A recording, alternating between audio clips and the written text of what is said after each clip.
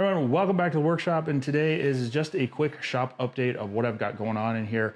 I am finally working on the enclosure for the Atomstack A70, and got it dry fit tonight, got some parts cut out, and I am going to be doing an overview video of the build.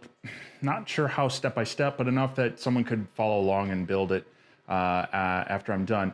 But wanted to give you a sneak preview of things I'm looking at. So this is just dry fit together. I don't have anything glued. It's just kind of held in by a clamp and such, and just kind of giving you an idea, you know. So that's the A70. It's a little bit bigger of a laser. Still have a little bit of wiggle room, front, back, left, right, to work with this. Now, the laser is actually going to be sitting up higher. I'm going to have it up on rails, and there's going to be about 7 inches of clearance underneath that. If I wanted to put a rotary in underneath, I could.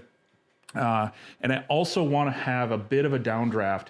So the air exhaust is actually going to be below the honeycomb, kind of in back. We're going to give that a shot, see if that pulls enough air through to kind of just keep that smoke away from the top and the module here. So, and there will be a lid and a hinge that folds up here. We'll have some laser safety glass. We've got room to mount a camera up on top here. And as you can probably see, there is a bit familiar design here from that guy over there. Clack Shack. Took some measurements from him, kind of comparing it with one of the designs I did earlier, and kind of working it out here. So this is a bit of a prototype. Hopefully it works well. I'm using a lot of 1/2-inch plywood and a little bit of MDF that I've had here in the shop. So I'm going to be working on this the next few days. Hopefully have it roughed in and ready to test by the weekend. But I thought I would kind of just show you real briefly what we got going on. This is about 34 inches deep and about 32 on the inside, 33 on the outside inches wide. And I think it's about 25, 26 inches tall is where we ended up at. So that's gonna be the rough dimensions. It feels kind of big, but tip it on its side, you can still get it in your typical door. So that's one of the things I've got going on. And a little sneak preview, another laser that's over on the bench here. We've got the Acmer P3. This is the 48 watt version.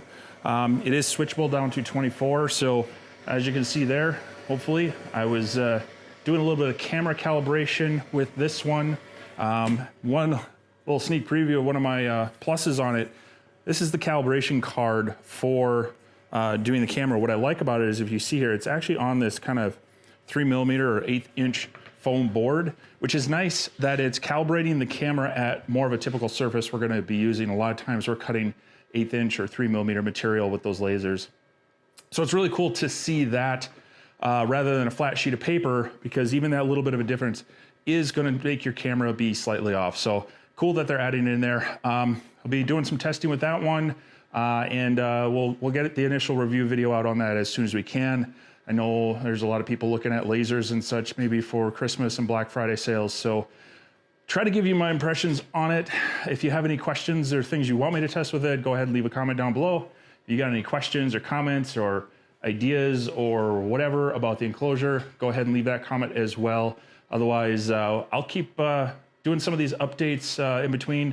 Hopefully you appreciate them. If not, I guess I'll save my effort. But thought you might want to see a little bit of behind the scenes here. But also thought I'd give a little update on what's going on.